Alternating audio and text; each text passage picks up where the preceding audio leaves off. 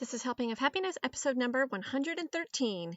Today we have on author Cindy Gunderson, an author. She's going to tell us all about her books and how she has time to do all this amazing writing.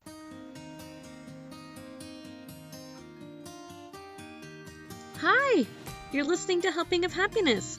I'm your host, Hillary Hess, a crazy mom of 7 kids who loves to eat and loves to travel. Mom life can be exhausting, hectic, and scary at times, so let's take this journey together. We can love, we can learn, we can laugh, we can cry, and we can become better friends while we're at it.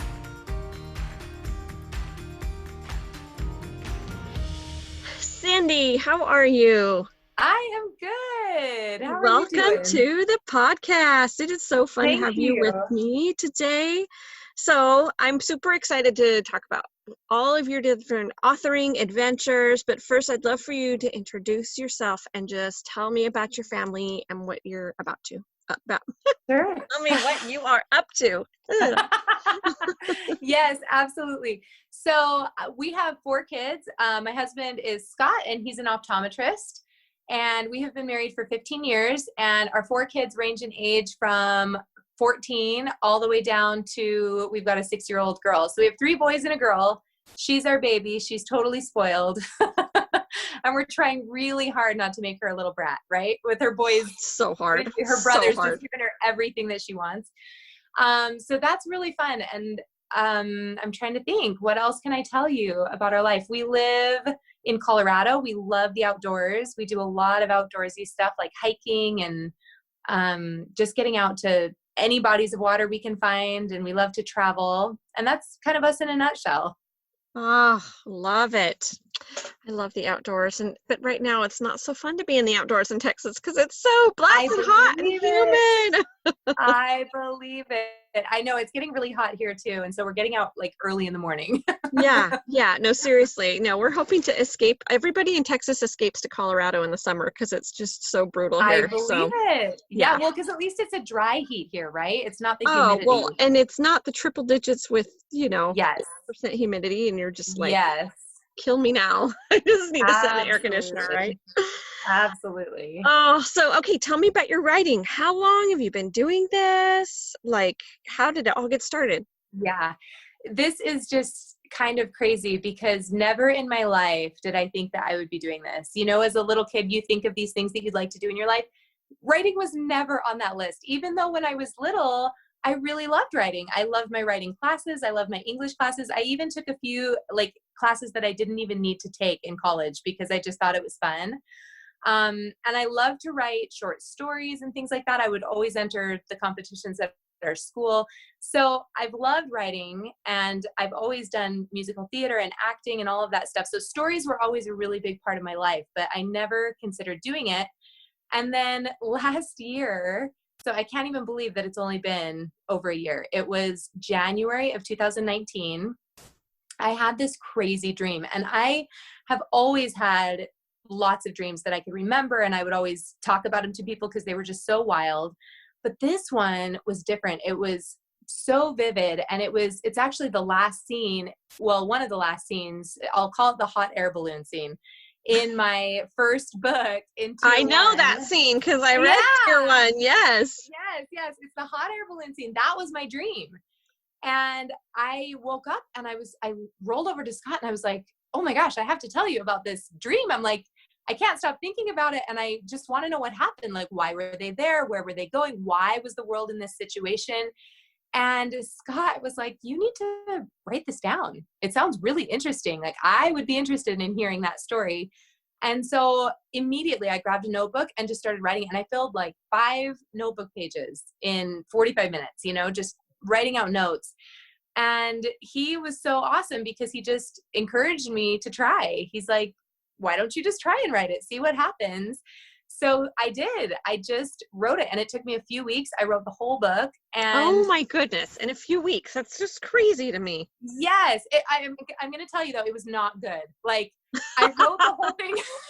I wrote the whole thing down, but I hadn't written anything since college. And so the writing itself was not great, but I had the whole story down. And then I decided, I went through and edited it. just to get rid of, discrepancies or errors or whatever. And I really felt like I should at least try to find an agent or a publisher or something like that with this story. But as I started applying, there were so many things that went against me. Like, one, I didn't have any sort of platform, right? I had like friends on Facebook. That was it. So I didn't have any platform. I didn't have any sort of connections. And I very quickly started to realize that A, my writing needed to be better, but B, a lot of people that were responding to me were saying that it didn't fit their bill, meaning that it wasn't marketable because it didn't fit the YA genre perfectly and it didn't have enough steam in it to be for adults. Oh my gosh. Right? Oh my gosh. Yeah. Yeah. And so I was super frustrated. I'm like, I feel like this story is really great. So I immediately went back and took some of those criticisms and started working on the writing and just making the writing better. And then I ended up corresponding with a literary agent that was actually kind of interested in it. And I was super excited. And she wrote back and was like, okay, but you're going to have to do this. You're going to have to do this and blah, blah, blah to make it more marketable. And it was so funny because all of that drive to find an agent or a publisher just completely left me.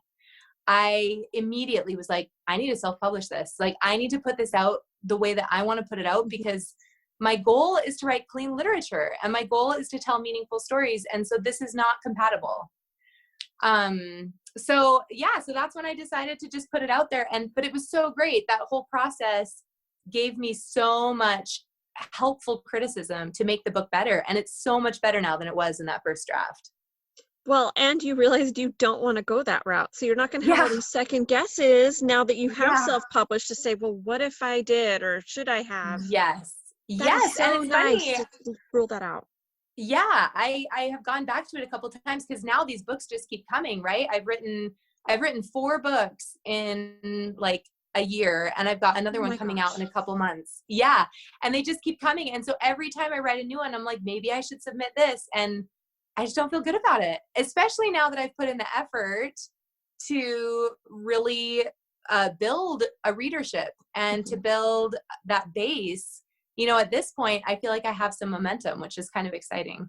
That is super exciting. Wow. Yeah. I can't believe that many books in such a short time.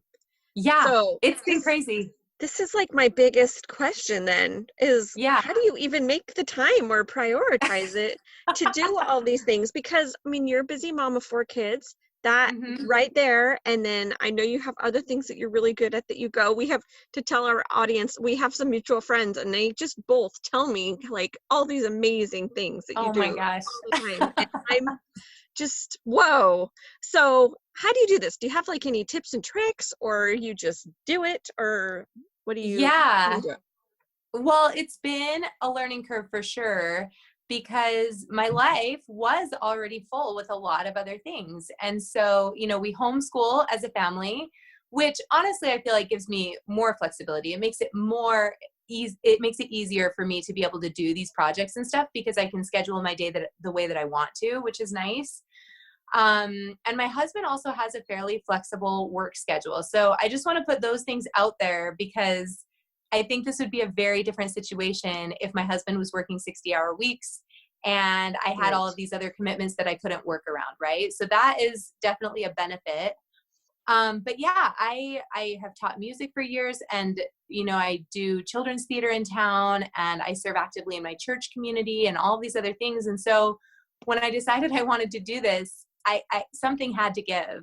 Because there's no way. Like, where do we make room for this? Yeah. Yes, exactly. And so we really cut down our schedule quite a bit. And basically the first thing to go was any sort of media entertainment, like 0. I just have not watched TV.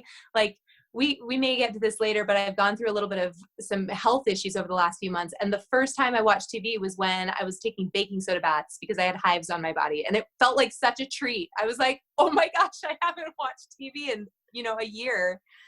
So that was the first thing to go was TV. I would just spend my evenings after I got my kids in bed.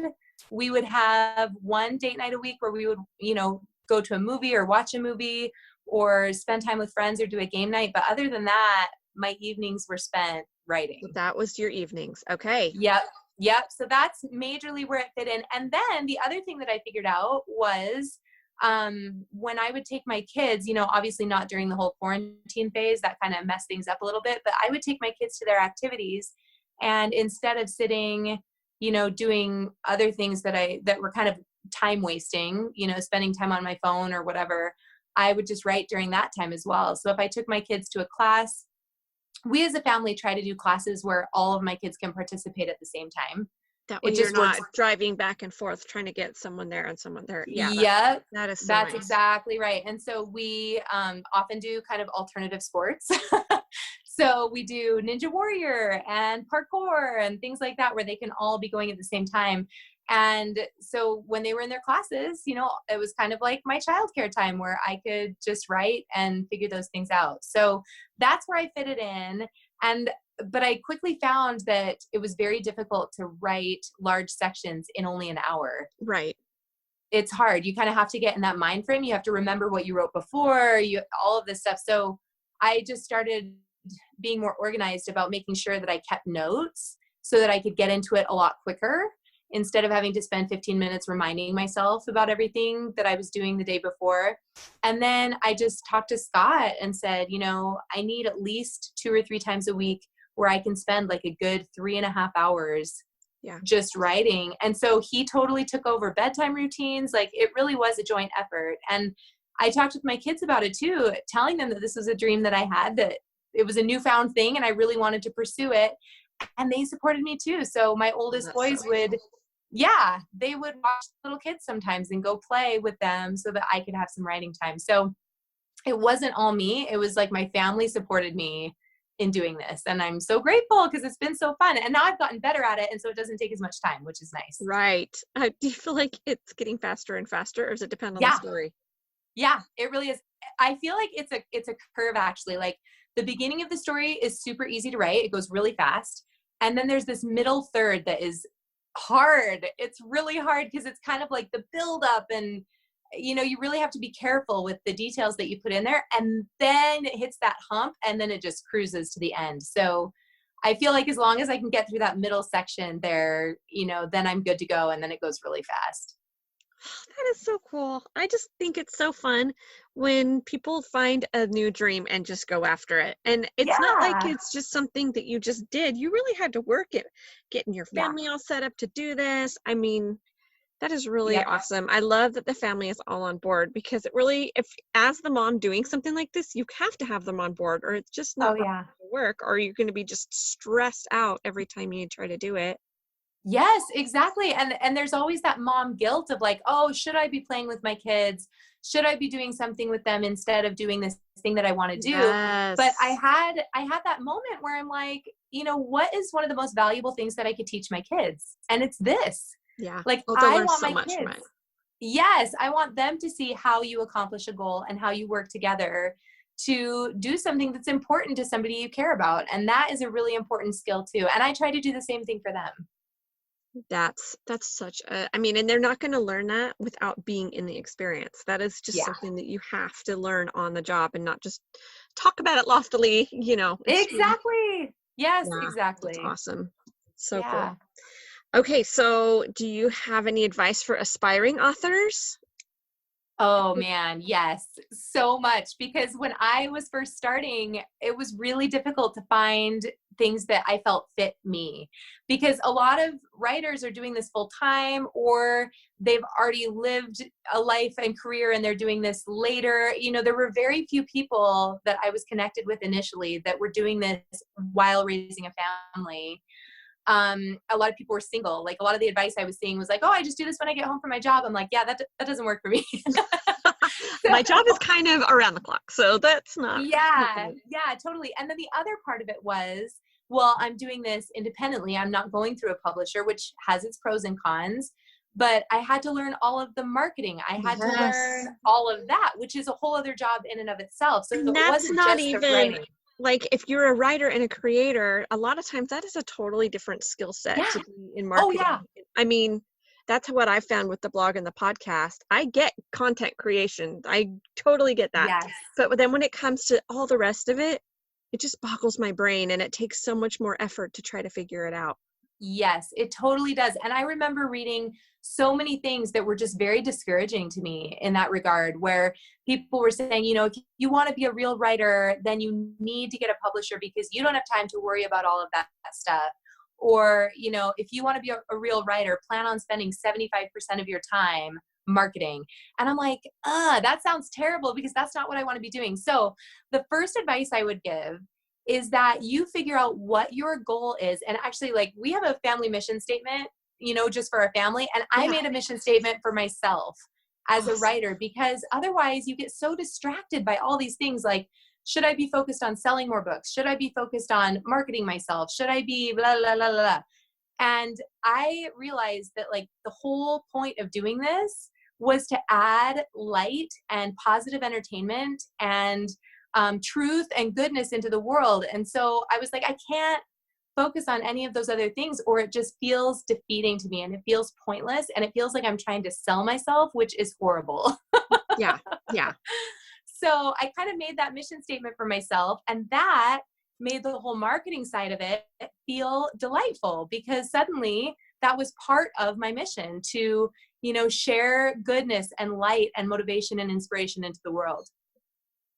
Love that. And that's why I love you so much, because you are so full of light, and I'm just attracted to that from you. Oh, thank you. I just think it's so fun. And it's so funny that here we have these friends, these connections, but when I first heard from you, it's when you mailed me your tier 1, and we're just looking for reviewers, and it was so fun. I've got to get the other ones.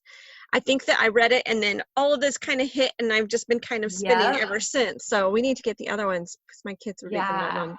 No, I just think that's hilarious too, that, I found you for kind of the same thing. I was searching on Instagram for people that were like-minded. I was using search words, trying to find people that would appreciate what I had to offer and that we could connect in that way. And that's how I found you. And then we found out we had these other connections. So funny. It's just so meant to be. So meant to be. Mm-hmm. So let's tell our friends listening what you've written. Let's talk about your books that you've written. So you have your series, and then just tell me all the different things. Yeah, absolutely. So that first book that I wrote was tier 1. And I put that out, and then I wrote the 2 other books in the series, tier 2 and tier 3. And that altogether is the tier trilogy. And I've got 2 of the audiobooks out. The third one is recorded and it's being processed. ACX, which is the Audible, where you publish through Audible, they're taking a little while to get all these audiobooks out. I don't know if it's because they've got less staff through all this or what's going on, but it's taking a while. So that one should be out in about a month on the audio side. And then I wrote a book called Yes and this is another thing that was very discouraging. So many people said, don't switch genres. If you're going to switch genres, use a different name. These are all the things that you're supposed to do to be marketable.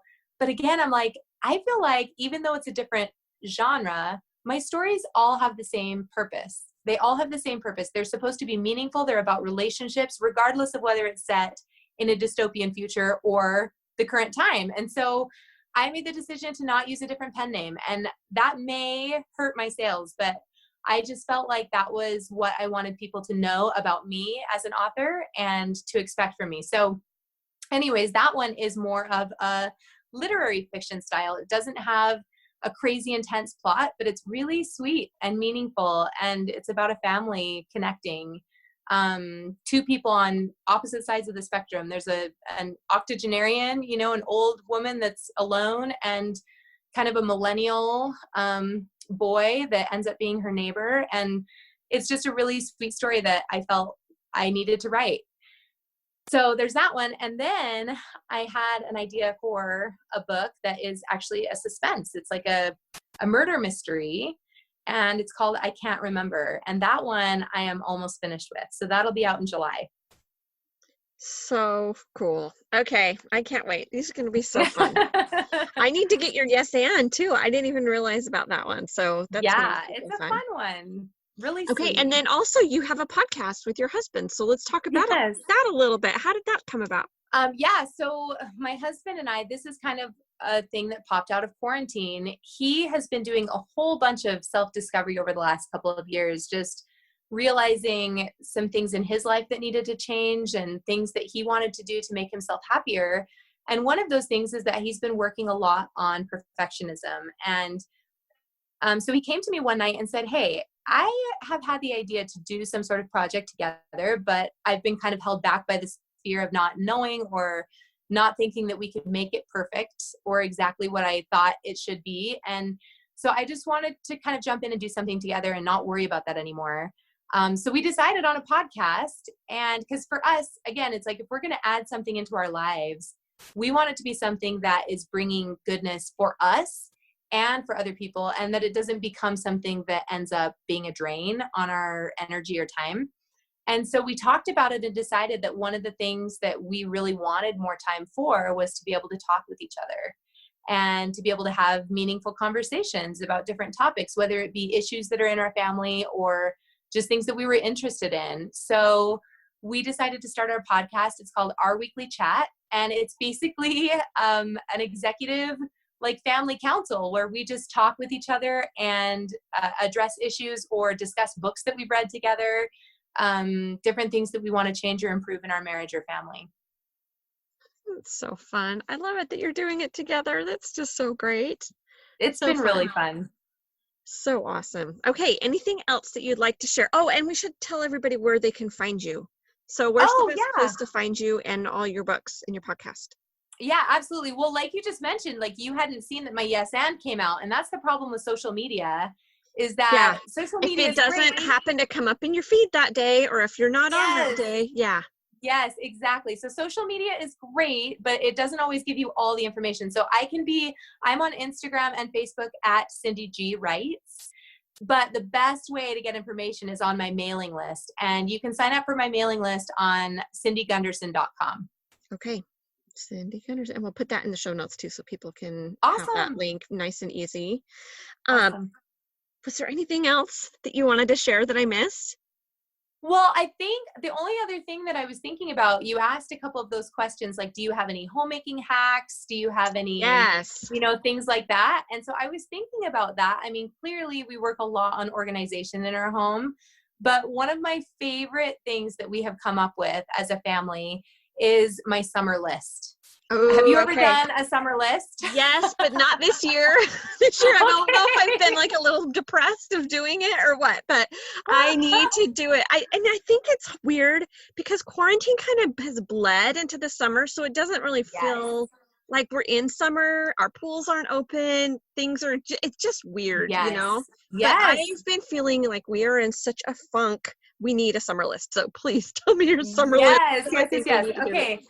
Well, ours has evolved over the years. When they started finding ways around certain things, I had to adjust it and change it so that it accomplished what I was trying to accomplish. But the whole goal of my list is to have the kids doing such a variety of fun, self-motivated activities that then I don't feel bad about letting them do some screen time together or watching a movie together or any of that. And just so they don't get in that rut of doing the same thing every single day. Yes, that's kind of where we're at. They're all fun things, but we've been doing the same fun things for months now, and it's time to change it up.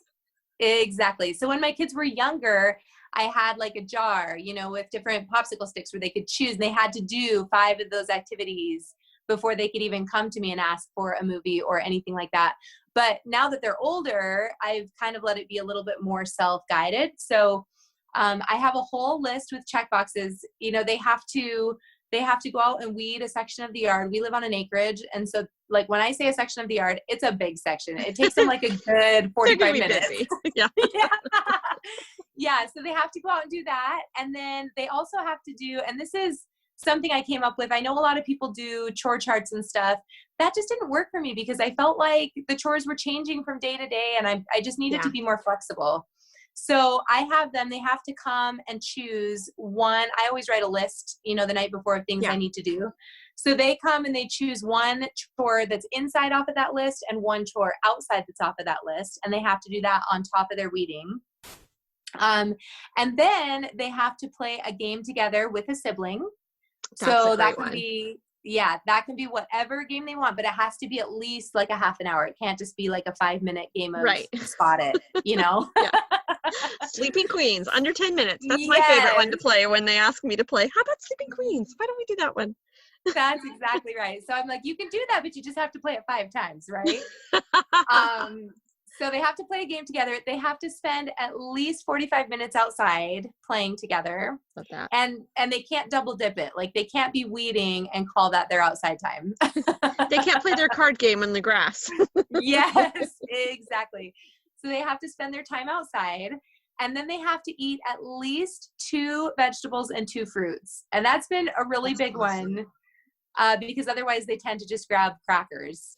Yes, there's a lot of Nutella sandwiches going on here this week since I went to Costco for the first time in months and got Nutella. That's pretty much all they want to eat. I'm like, wait, how many meals today have you had that? We need other things. Yes, exactly. And then that's awesome because that gives me, whatever I buy at the store, that's all that's in the fridge. So they have to eat, the fruits or vegetables that I happen to purchase that week. So that's a really good one. And then they have to have their room and their bathroom tidy, to a certain level. I don't make them do it like perfectly clean every day, but it needs to be at least tidy with no dirty clothes and everything like that. And then on Saturday, we do like it has to be really tidy, and we change sheets and all that stuff. So they do that on a daily basis. Change sheets on Saturday. I never think of a good rotation for changing the sheets. Yeah.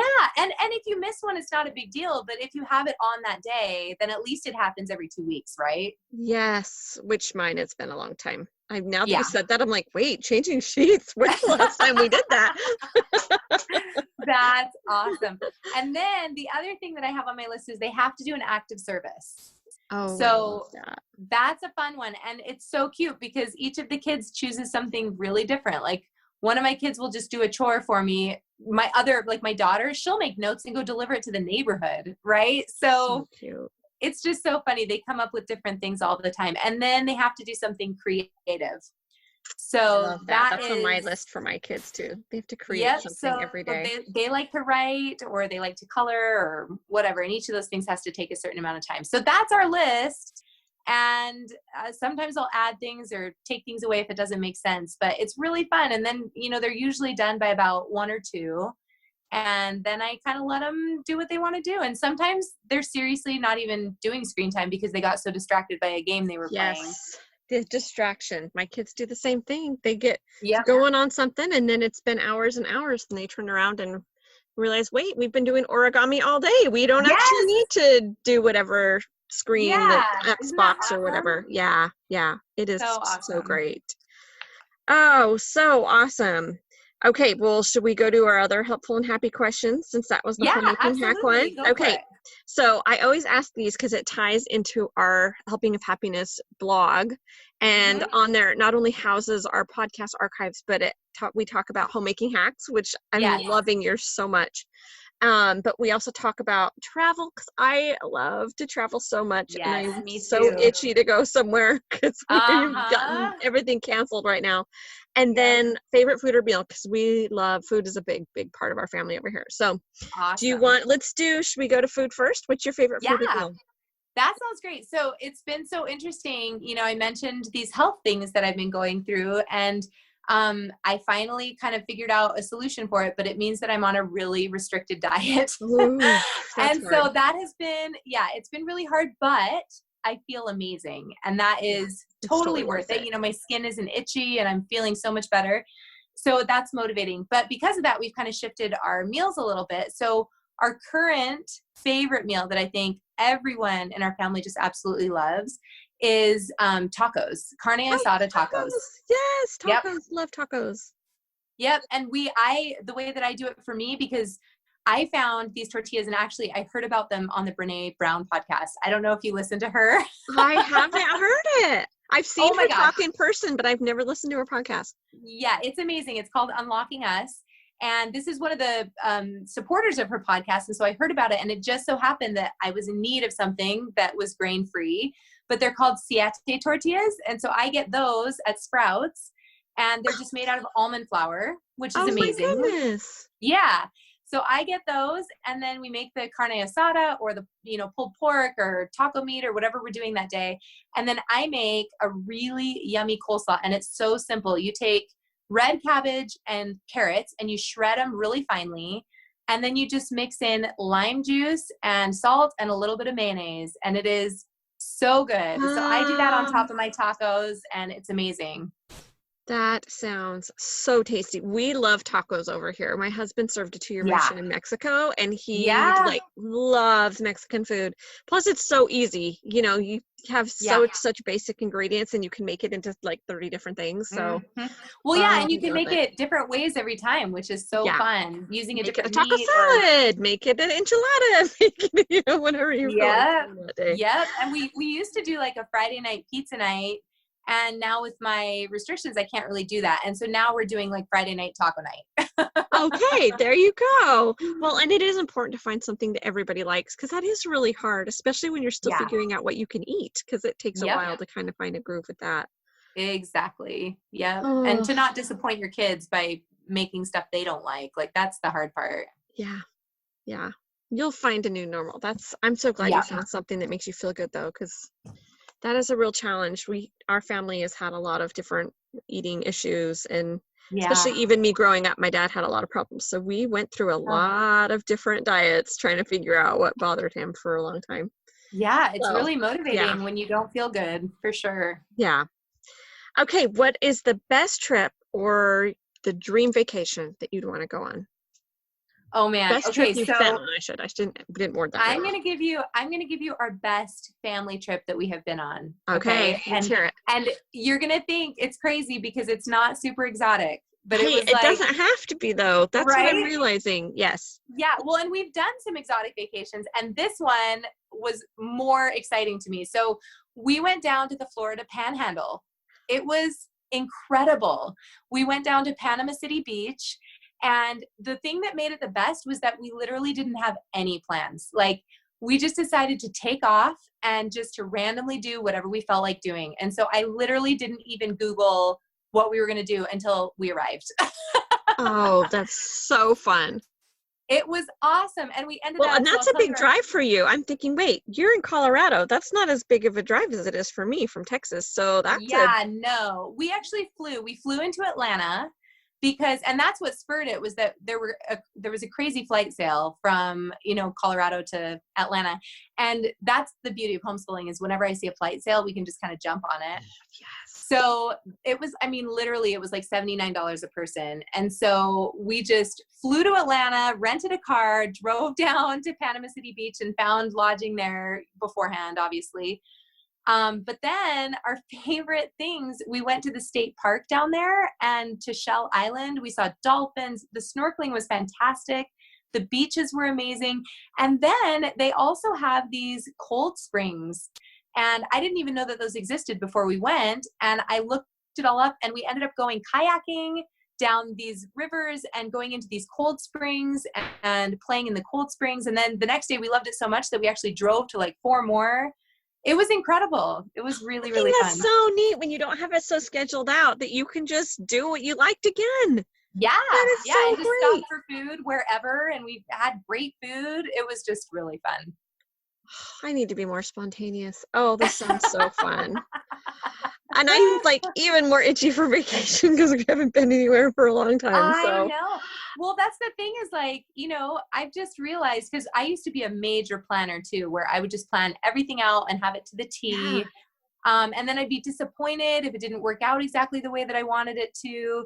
And I've just realized that some of the most amazing times we've had have been spontaneous. And some of them have even been super close to home when we just drive up and go camping for the weekend or just randomly take off and do something. So there are lots of opportunities for that, even in quarantine, right? Yes, there are for sure. I need to be braver. I need to get more creative. I think I'm in the quarantine fog. I can't think of Yeah, like right? everything has been so shut down. I can't think of anything fun to do unless it's in It's so home. true.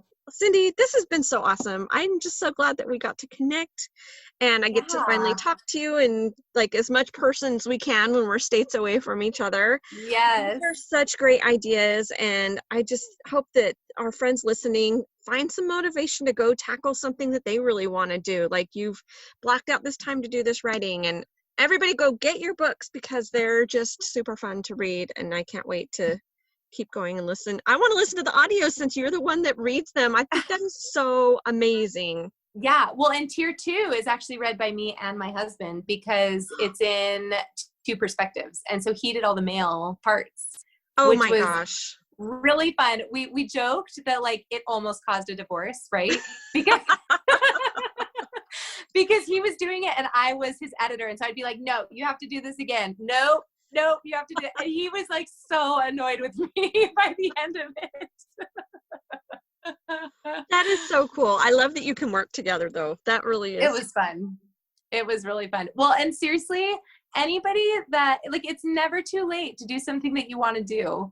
And if you have a dream and you can like talk to your family and get that support, I mean, I definitely think you have to be careful in the dreams that you choose and make sure that it fits at this time or season of your life. Right, of course. But like you can do it just by taking little steps every day. It doesn't have to be something huge. And that's the biggest thing that I've learned through this whole thing is like, I have actively chosen to not do anything huge because it doesn't fit. And I'm just doing these little things every day and you can still make progress and you can still reach your goals.